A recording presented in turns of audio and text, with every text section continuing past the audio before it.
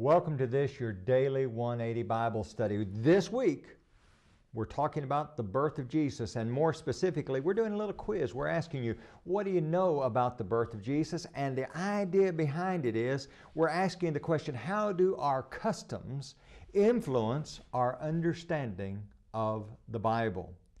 Now today, we're going to look at that even more closely. And we're going to continue with our little quiz. And so here's our first question. From what area were the three kings that visited Jesus? Now I have four possibilities for you: the West, the East, the Orient, or none of the above. Now which is it? Well, actually it's none of the above. Now I've done this little quiz with people before and they say, what? They say, no, it is actually from the Orient. No. Or they say from the East. And no. The reality is it's none of the above. It's actually a trick question. The Bible only talks about the wise men, or the magi coming to see Jesus. The Bible never, first of all, never describes them as kings. It was just a song that says, "We three kings of Orient are." Isn't that interesting?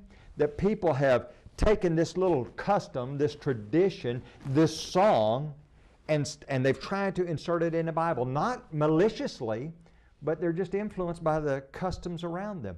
Oh, we have to be so careful about this. Don't you understand that we can do this with a lot of things, not just Christmas, but we can do this when it comes to the plan of salvation. We can do it when it comes to the way we worship.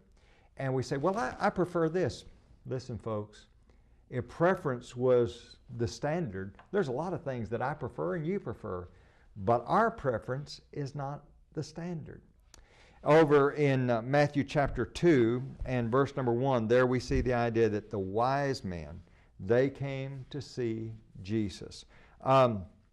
So as we think about this, ask yourself, how are my customs influencing the way that I understand the Bible? Again, there are a lot of religious customs out there.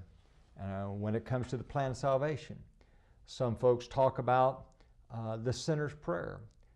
Let me plead with you. Would you do me this favor? Would you look deeply into the Scripture and find an occasion where an alien sinner was saved by prayer? And if you find it, feel free to contact me by email. If you don't find it and you have questions, contact me by email. I'd be happy to chat with you about it. Join us again tomorrow for your Daily 180.